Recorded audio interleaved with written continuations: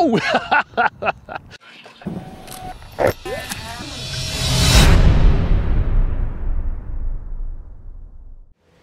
The little A560 comes in a really nice carrying case, lest you forget who makes it. Open the long zipper, and you find there is some assembly required, with a quick start guide, and more comprehensive manual. Even some shoulder straps for the carrying case. Core components and electronics are pre-installed on the profile fuselage. This includes a separate receiver and stabilization module, servos, and ESC rated for 15 amps. Motor is a 2206 1450 kV outrunner motor. You also get a neat little AC battery charger for up to 3 cells. Though the plane comes with a 2-cell 660 mAh flight battery. Some extra hinge tape, and even a second battery. And of course, the transmitter, which seems more like a game controller than an RC transmitter. However, it is surprisingly functional with 2-axis gimbals, a slider, and several switches and buttons on the top and back. 2 of the buttons are actually 3-position switches, which makes the little guy a whopping 8-channel transmitter. That's USB chargeable. Bottom of the case holds the rest of the goodies like power and USB cords, elevator parts, spare props, assembly tools, and of course the main wings. The whole kit is quite complete and includes everything needed for immediate flight. Body and wing is a polypropylene type foam with carbon reinforcement and taped hinges. The horizontal tail is also modular. Assembly is quite clever and involves sliding the wings into place,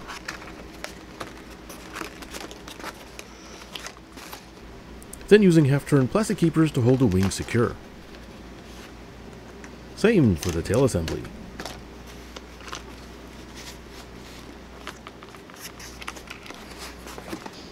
Carbon reinforcements and control rods can now be attached.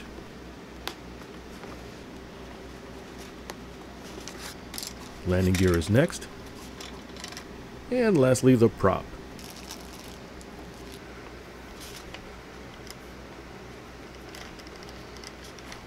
Which does take a bit of fiddling with the rubber O-ring, but patience pays off.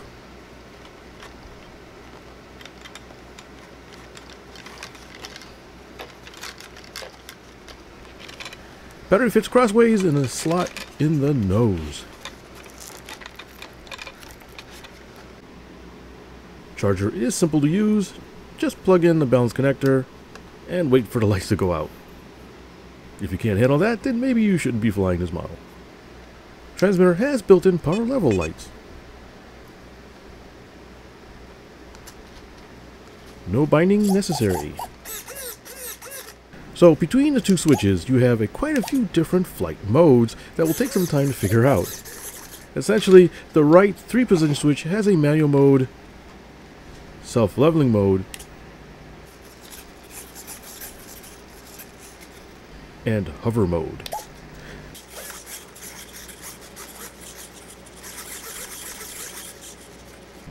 While the left switch has a stabilized and heading hold aerobatic modes.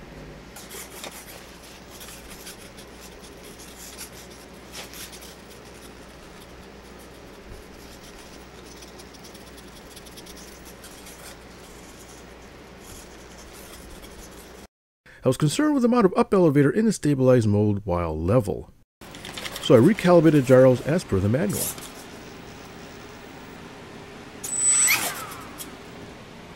Which did seem to improve the trim.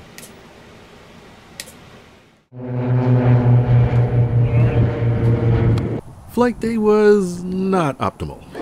Despite the sprawling wildlife, the winds were pretty high, enough to be a bit of a concern. But no matter, the show must go on. All systems are go. Alright, Radiolink A560.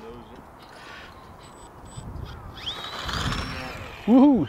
It's up. A little breezy. Whoa, it's sensitive. Woohoo! Oh, easy. Whoa! Oh, that's a spicy meatball.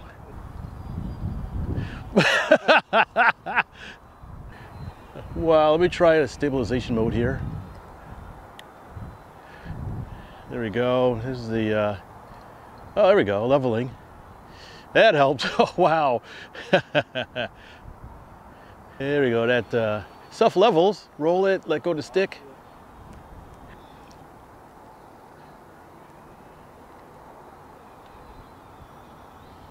It's a little breezy, pushing it out here. So the stabilization does help. Really, you let go the stick, rightens it, roll. Neat. Can I do roll? Yeah. It's definitely working. Come around. I was worried a little bit about the up elevator trim, but it seems to be fine. Yeah, I can really slow down in the wind. It'll almost stop. So I wonder if it'll correct itself if I do inverted. Go roll on the side. Yep, it rolls itself back up. So it definitely needs some expo from the stock settings. Rudder's pretty effective. Look at that. Not the most optimum day to fly, but yeah, look at that rudder. This is a full rudder turn. Woohoo! Yeah. Snap roll.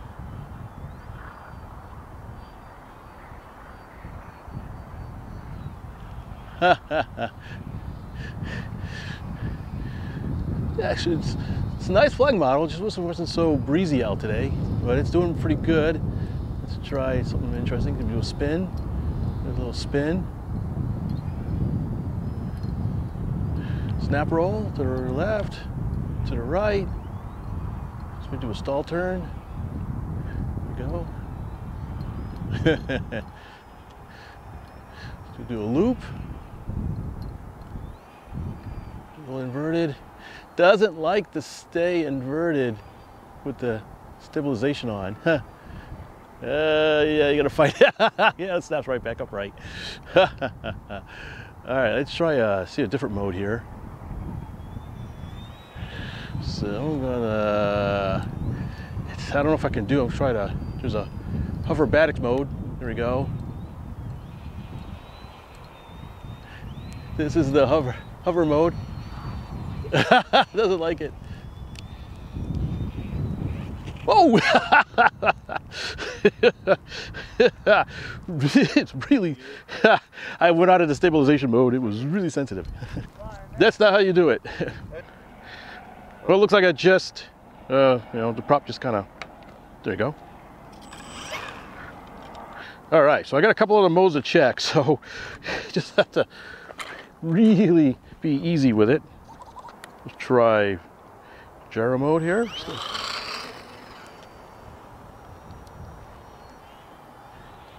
I can't remember, does this switch do anything?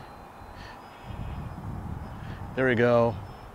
Yes, now we got stabilization and it's fast little bugger. I got it really easy off on the throttle.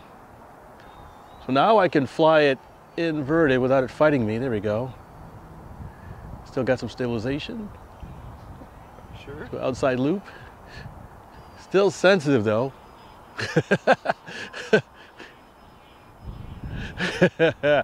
So next thing I need to do is program in some expo here because it's really touchy. So try the knife edge. Whoa, yeah, that's a rudder. Hold on a second. There we go. Just a touch of rudder.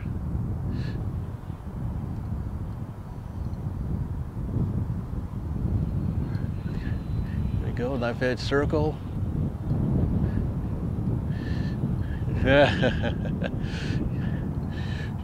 Yes. So I can tell this is going to be a really fun plane to fly once I get some.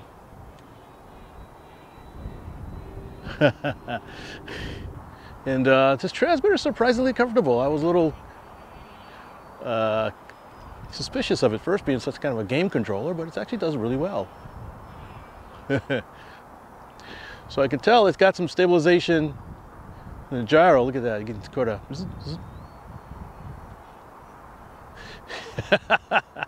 flick those rolls. But I got it's nice that you got multiple modes on this. I really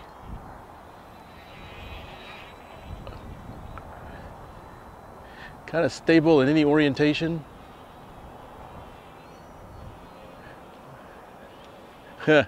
So really too windy to kind of do a hover kind of thing. It just gets blown back. This is without the hover stabilization. Oh, that's not bad.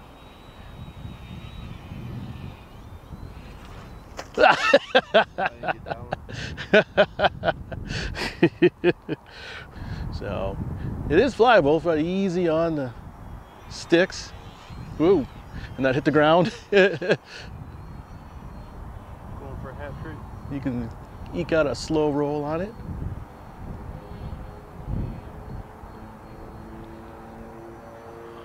All right, kind of a rough rolling circle. But it is a nice flying model. I mean, it kind of goes where you point it. Surprisingly stable in the wind here. Good rudder authority. Yeah, I really need to program some expo. It's like really, really sensitive. You just like... The T8 transmitter has a Bluetooth phone app, but it seemed to not like my older version of Android. However, you can download a PC app by going to the company's website and selecting the T8 transmitter, then the app's pull down. There you can download the setup software. It connects via the USB port and has a specific starting sequence. Select the COM port, then click Open.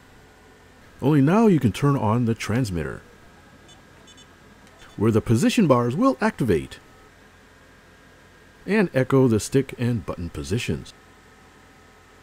Top buttons are for reading transmitter configuration, loading save config file from PC, writing new config to transmitter, save config to PC, and reset to factory defaults. So I need to tweak the aileron, which is channel 1. Advanced 2 tab has rates and expo settings. Select channel 1. Note there are separate settings for switch position up and down. Now just dial up the expo. -40 should be a good start. And while I'm at it, I'll reduce the raise to 60%. And of course repeat for switch A down. Then select right to save the new settings to transmitter where we beep a few times. Power off, and we're done. You can double check the settings were saved by reloading the software and selecting read, where the screen will update to reflect the transmitter's true settings. I also saved the settings to the PC for good measure.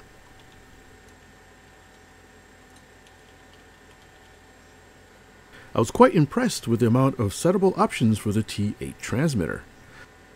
Channel reversing, subtrims, endpoint adjustments, fail-safe position, delays, and switch assignments. Advanced 1 tab had Alevon and VTEL mixing, programmable mixes, low voltage alarm and stick modes, and what looks to be possibly stabilizer settings, but it's not quite clear. Advanced 3 tab has even more programmable mixes and a throttle curve adjustment. All right, on another breezy, blistering day, we'll see how she does with a bit of expo and limits in the LR controls. All right. There we go. Well, yeah, it's a windy day. All right, so, wow. It is quite a bit easier on the roll now with the expo plugged in. I could probably use a little more expo, maybe a little more limit on the roll, but it's definitely not so twitchy. It's still got that fantastic roll rate, but this is not even stabilized. This is definitely an easier time of it, even with the little wind. So we'll hit one stabilization mode. There we go. And you can see the gyros are working. And it'll fly really slow. Well, we got quite a bit of wind. So yeah, that definitely tamed it down. I can get it to stop. Go backwards a little bit. There we go, backwards. Yep. We've got probably a 10-mile-per-hour wind that just gusted up here. Try another stabilized mode here. Let's see. Yeah, there we go. Yeah, that certainly tamed it down. Whee! So that was the key. So some expo, some limit in the controls.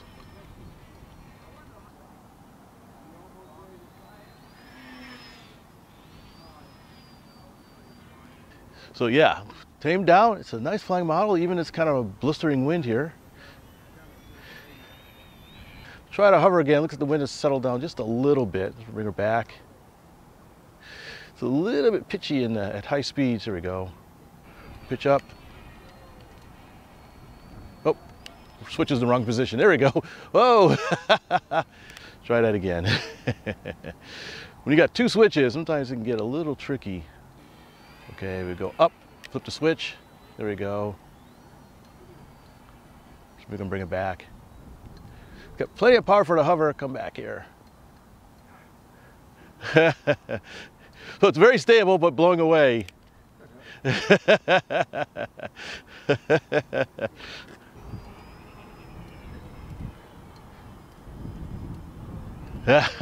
Knife edge loop.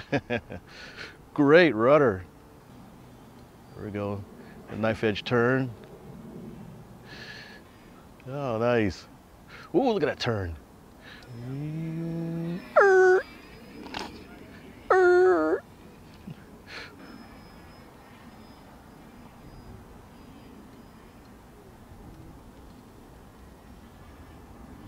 There we go, and cooks a rolling circle out of it. Bring her back in here. And that's mostly how you do it. So the weather has been unusually uncooperative where I live, so both outings were quite a bit breezy. However, I did sneak in a quick flight in my front yard on a nice calm early evening and found the stabilized hover worked quite well, even hands off. Now this is a very interesting little model and a nice package deal with some impressive frills. They've also packed a lot of features into a compact controller. I just only wish the Android app worked. However, the PC interface, while a bit quirky, worked well enough and has lots of adjustments. I've been giving feedback to the company and they seem receptive to my suggestions, so hopefully the newer models will be a little bit more refined by default. As for the plane itself, it flies pretty good and is quite durable. The stabilization works well, and as long as you avoid high winds, the hover mode is really fun to play with. Likely a great way to dip your hands into hoverbatics.